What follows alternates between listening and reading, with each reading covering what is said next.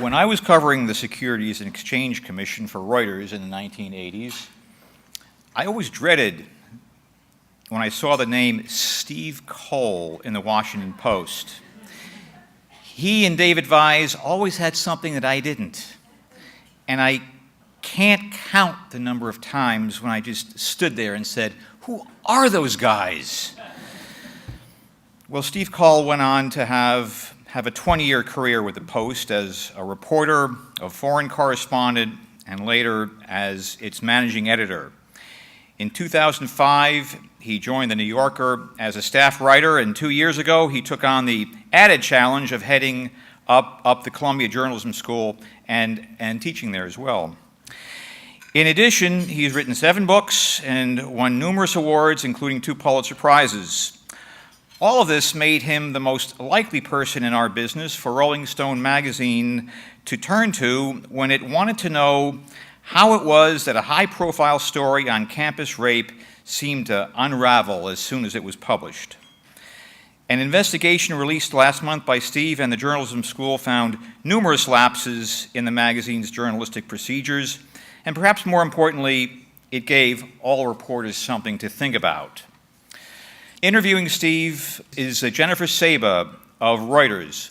Jen has been covering media, advertising, and technology for 15 years. She was a senior editor at Editor and Publisher magazine before joining Reuters in 2010. And like most U.S. journalists at Reuters, she is a Guild member. And now, a warm welcome, please, for a dinner conversation with Steve Coll and Jennifer Saba.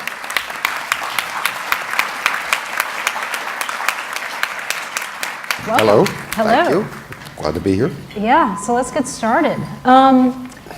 So one of the first things I did when I found out I was going to interview you, I went to the Columbia J School website to find out how much it costs to attend J School. And you're very precise, $92,000, $933,000 with living expenses. So you must have a really tough job to convince, let's say $100,000, someone to part with that to enter an industry that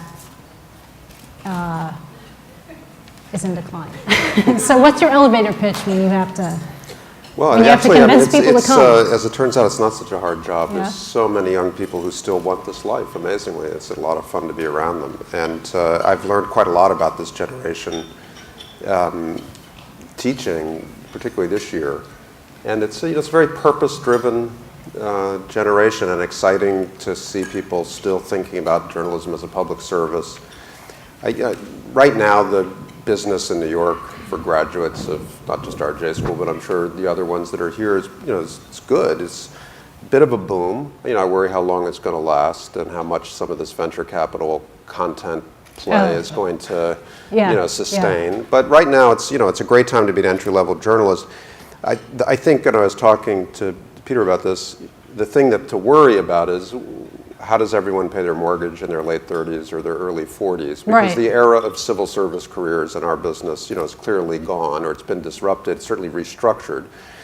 And it's not that much different in most other professions, law and medicine as well. But it's a big question. So, you have to start out with your values. Why are you in the work? What brings you to it?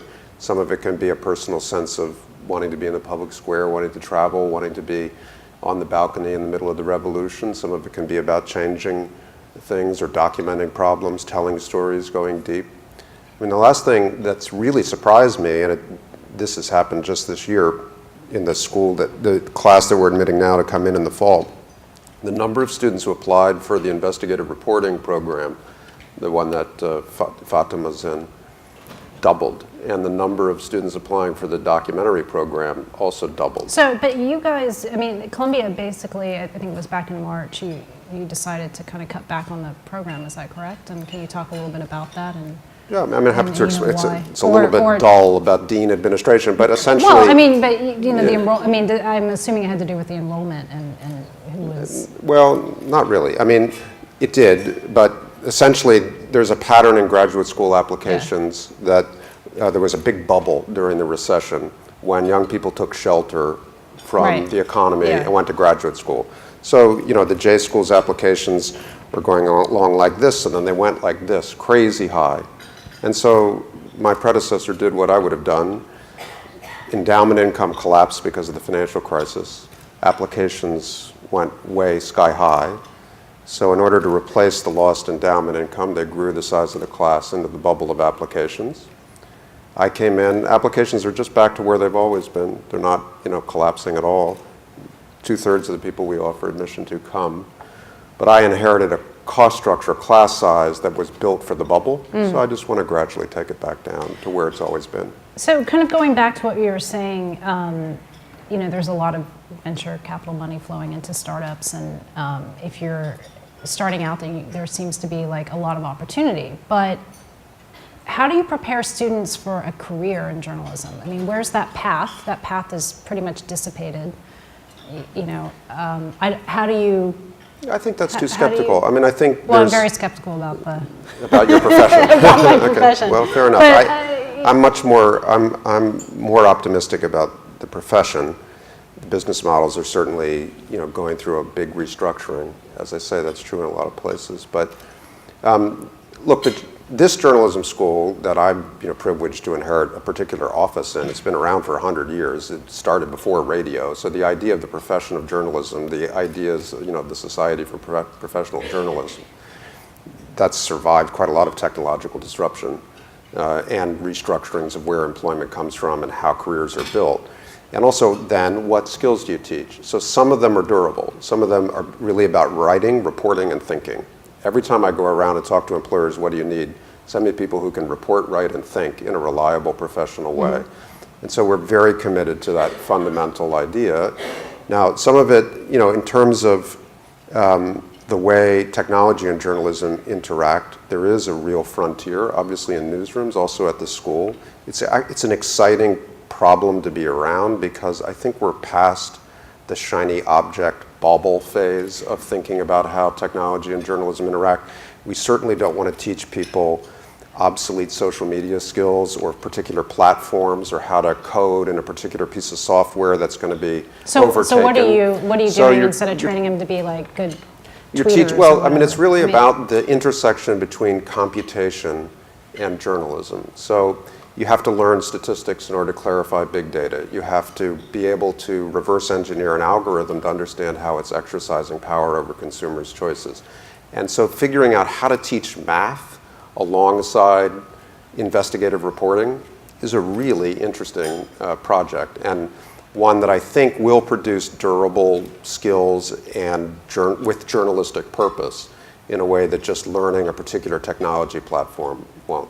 Yeah, so going back to that, I mean, what do you think, and this is a big question, but I'm curious about it, like what is the future going to look like?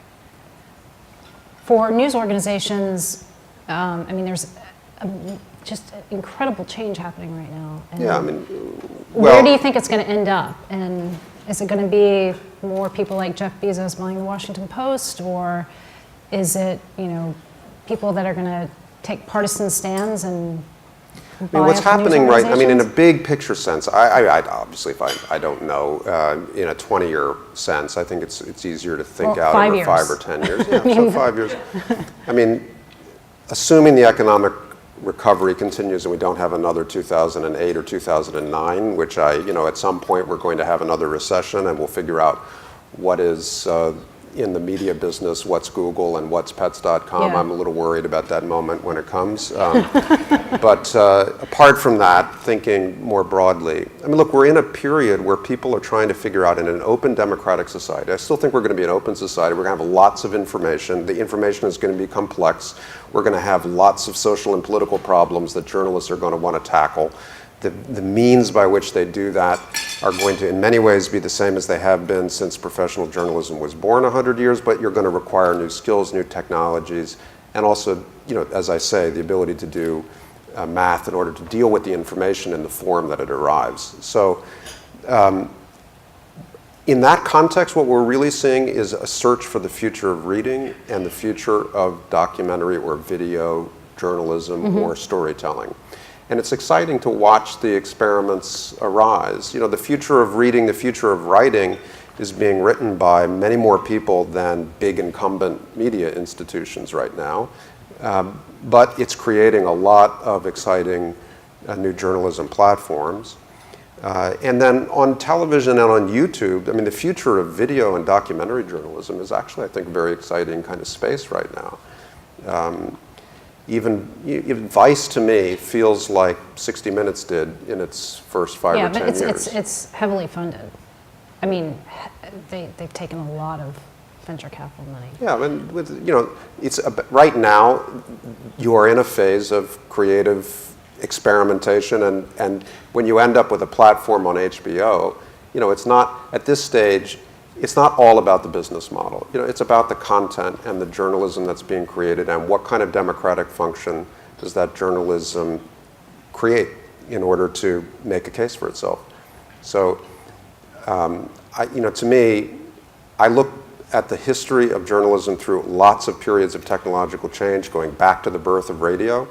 It's very common to have these cycles of euphoria and despair around technological restructuring. Yeah, I mean, I guess, again, not to kind of hammer this point, I mean, I agree with you. I think that there will always be a need for news and, deep investigative reporting and what have you, but, I mean, I worry about who's going to pay for it, right? And to make a living, and not just when you come right out of school, you may get an entry-level job, but what's your career going to look like?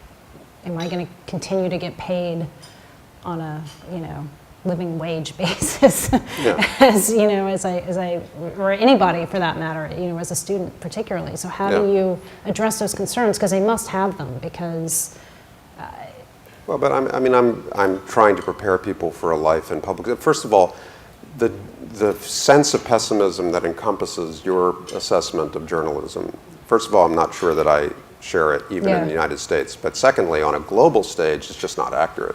And you have all these emerging societies with booming middle classes and media industries, not always owned by the right people, but not always built on the same values as you'd wish. Of course, our media owners at the turn of our 20th century weren't pantheon of virtue either, but a friend of mine came visiting from Chennai, India, which is, a significant city, but not exactly Delhi or Mumbai, the other day. And I said, I had the impression there was a big cable news boom in Chennai in the Tamil language. I said, so how many cable news channels are there in the Tamil language in Chennai, India? He said, 37. I said, okay, well, maybe there'll be a shakeout and they'll end up as at 11, but I mean, that's crazy. And you go and look at Pakistani television, which, television news, I don't know, Fatima, how many there are, but at least, 15 national networks.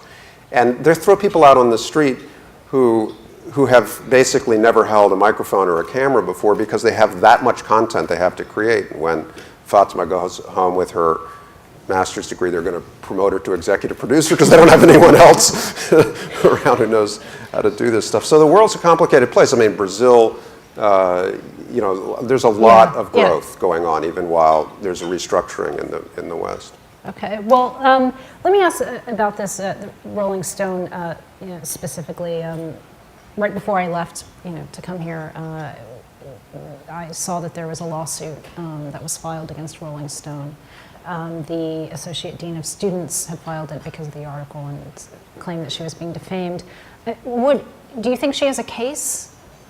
I mean, do you have any sort of thought process behind beyond the report and that there was what you said, that it was a journalistic failure? I mean, do you think that kind of sets them up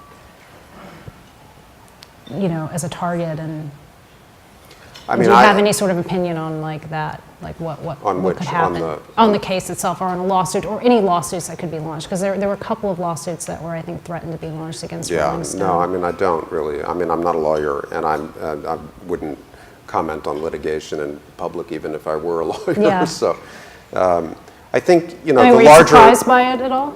Well, I think if you read the report, you'll see in the footnotes that there was correspondence from a number of people who were unhappy about Rolling Stone's report, and So and there have been public threats of lawsuits by the fraternity and so on. But Yeah.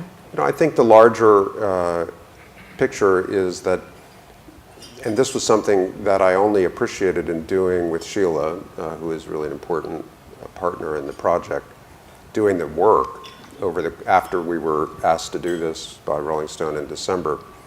There were a lot of people who really felt implicated by that story's failure.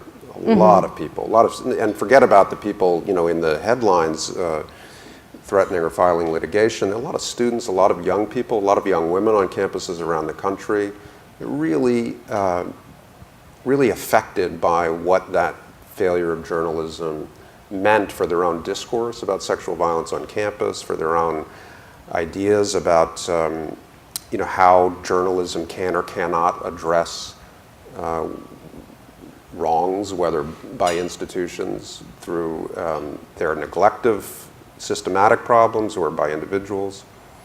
And so I didn't start out thinking that there was such a broad constituency for it seemed like a subject that journalists might be interested, but I wasn't quite sure that there would be Would broad go public. beyond, Yeah, like, the and media. I really learned something by Yeah. understanding the context of that particular failure on campus today. Yeah. And with that, I mean, because it's not just reading the report. I mean, these were experienced journalists. These, and also Rolling Stone is not. I mean, it's an experienced media outlet. It didn't, to me, seem a failure of they didn't have enough resources. There were professional people doing this. We've had another very recent example with like Cy Hirsch, for example, in the London Review of Books, and now there's a big controversy about that, and that his reporting about Osama bin Laden, there was some controversy over that. So, I mean, what do you think is happening? Like, it's not. Yeah, I mean, in the Rolling Stone case, it was interesting because when you get around to writing something like that, of course, like anybody out there, you're working on a big project, you report, you're just concentrating on trying to get it right and trying to figure out what you can learn. And at a certain point, you have to write, and when you write, you start thinking, okay, what's the context? What's the nut graph here? What's the pullback? And at that moment, I was thinking, okay, well, it's about the new world we're in journalism. But then It's not. It's actually not. No, you can't blame technology. So you can't blame. It really wasn't at all. Yeah. It was in some way it was doubly puzzling because of the collective experience of the people involved.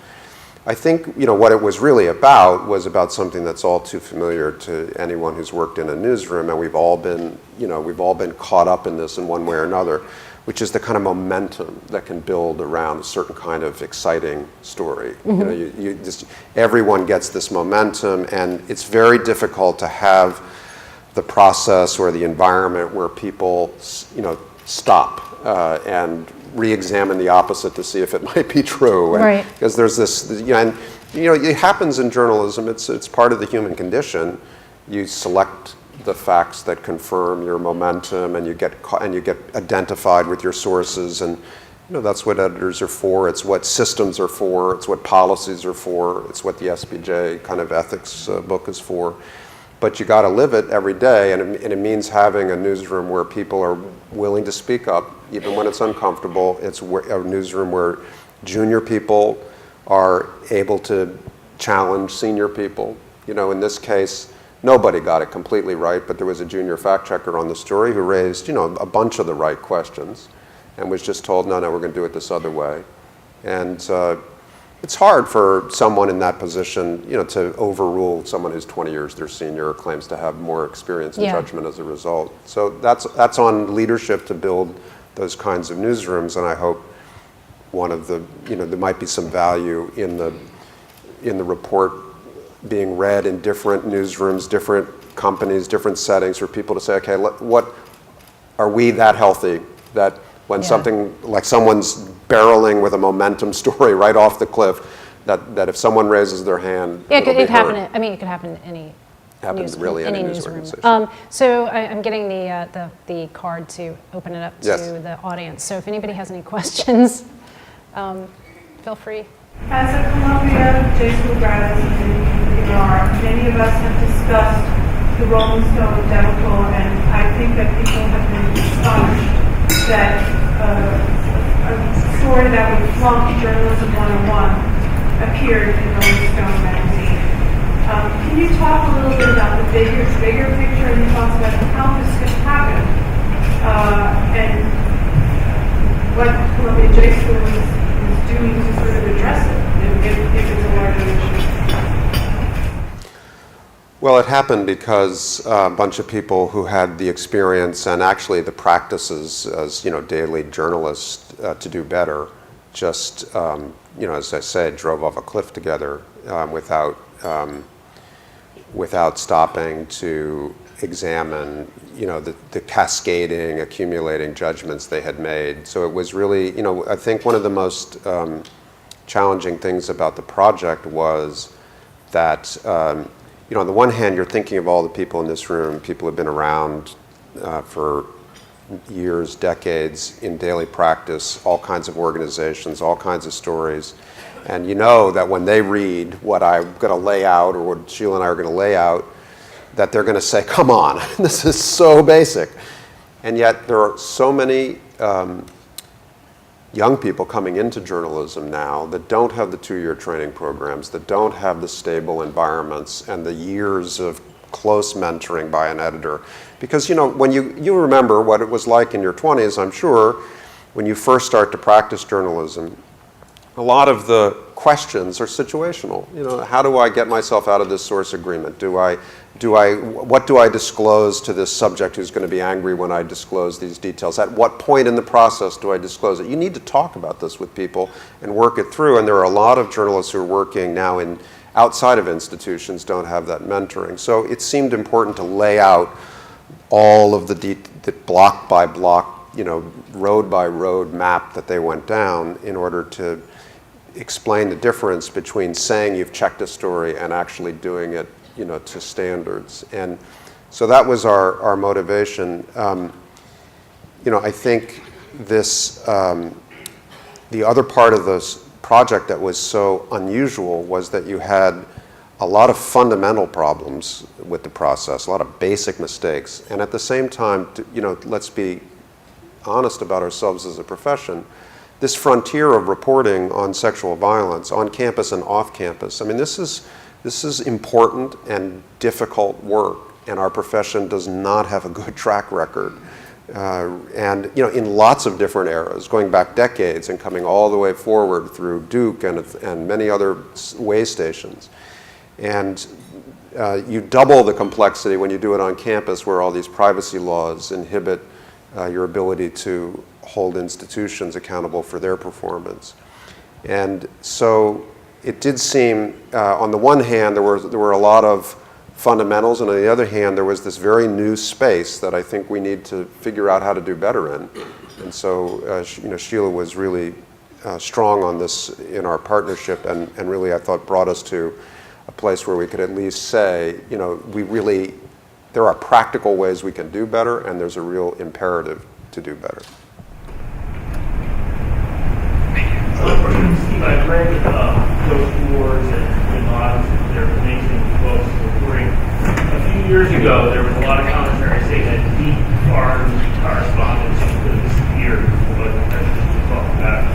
What's the take now, having been a foreign correspondent and in this position, whether you think that's true or whether you think other forms of foreign correspondence are coming to the fore?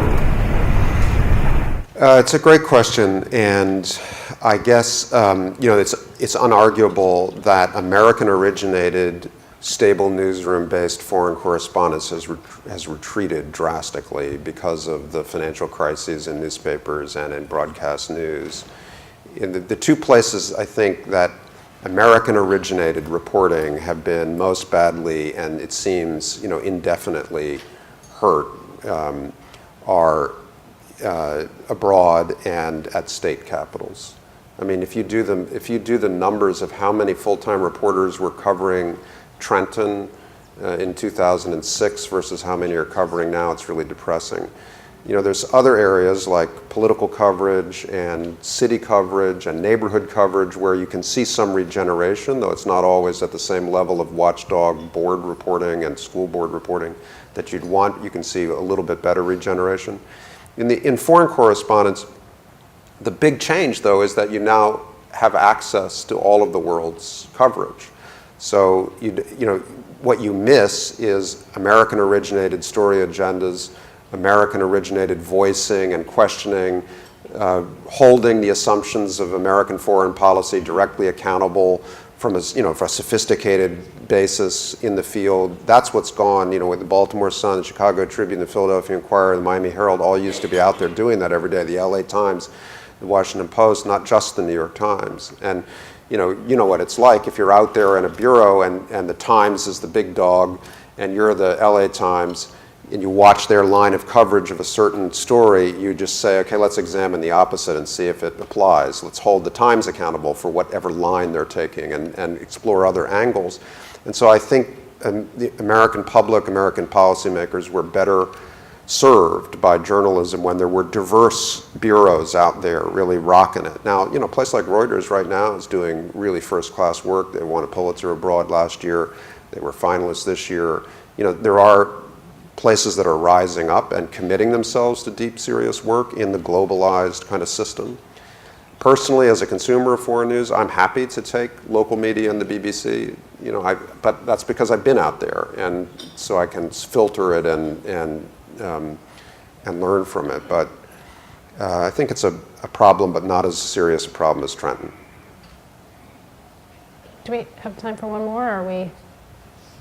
Oh, okay. One Yes. more. Yeah. Hi. So those of us who work on very legally sensitive stories often work with lawyers and pre-publication review.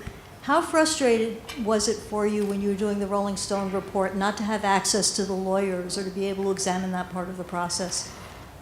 Yeah, we wanted, we tried our best. We brought forward a few new details, but we couldn't get to the bottom of it. The way it worked was when they, of course, did this voluntarily. They called us and asked us what we would do. We went down and talked to them about what they had in mind. They said we could operate entirely independently. They would publish what we wrote without editing, and they kept their bargain. But there were two things they raised in the first meeting in December. One was that they asked that we not name the junior fact checker who didn't have decision-making authority because she just didn't want to be out there on the web and so forth. And we agreed to that. In the end, we suggested to her and to them that she change her mind because she actually was the one who spoke up. But she decided she didn't want to be out there, and so we honored our commitment. The other thing they said was, you can't report on the legal subject because we're asserting attorney-client privilege. And we said, well, no, we have to report on the legal subject. It's very important. We're going to report on the legal subject. But as with anything else, we're going to try to find out everything we can in the way that we would as reporters. But if we call you and ask you questions and you want to decline to answer and assert a reason as to why you're declining to answer, we'll report that in our report the way we would in the next day's newspaper. And they said, all right, well, we can live with that. So we tried to scrap as much as we could to figure out what the story was. And we learned some things. We learned and published the details of what lawyer had reviewed the story, that there was a legal review, that it was in-house, that it wasn't quite the same person as some other reporting had suggested, and so on. But we could not persuade them to let us inside the sausage factory on that. And there's a very interesting set of questions about who said what to whom, who read what when, that we left on the table. Right here. Hi, Steve. Hey. I went to Columbia J School myself 5 years ago, and it worked out for me, and it works out for many. But when younger people ask me advice and ask me if they should go, I usually say no because it's so cost prohibitive. It's just so expensive, and in an industry that has low salaries. I just wonder, and I know Jennifer asked you a little about this at the beginning, and you answered about civil service, but I wonder, with rising criticism of going to graduate school for journalism rather than trying to get an internship or job, how do you guys justify that cost? Have you had this conversation? What's your retort when people say it just seems too expensive? Well, I think it's, look, everybody has to make their own decision about what they want to invest in. Education is an investment. It always has been. I do think that I wish, financial aid is my main priority as dean. I'm grateful to SBJ for the scholarships that you offer our students. We have more financial aid per student at our school than any graduate school at Columbia. Our budget is north of $4 million a year in scholarship that we hand out of our own resources, money that we raise every year to hand out, endowments that we've built up over the years.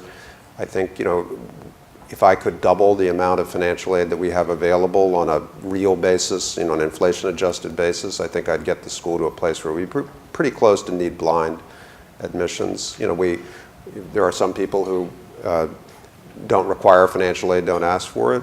We still hand out financial aid on a merit basis to strengthen, the very best applicants.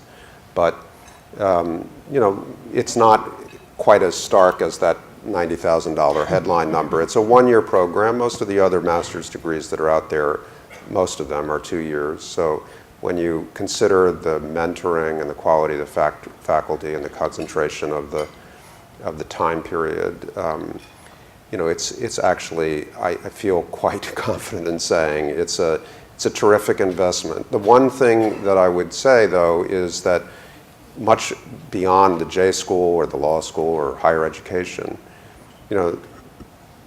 students today have a debt crisis that students 10 or 15 years ago didn't have. That for various reasons during the boom, by public policy reasons, many of them were induced in this country to borrow at levels that their parents didn't borrow. And when we see applicants coming in we do financial counseling for everyone who's admitted, and there's some people we say, with that level of debt, you really just shouldn't do this. You should either find some way to fund it for cash, or you should not borrow more.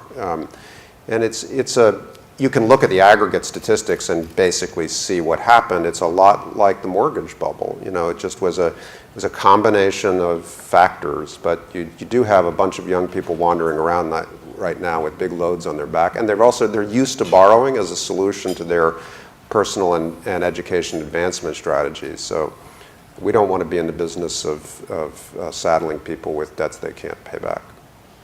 Okay, well, on that note, thank Yeah, you. thank you.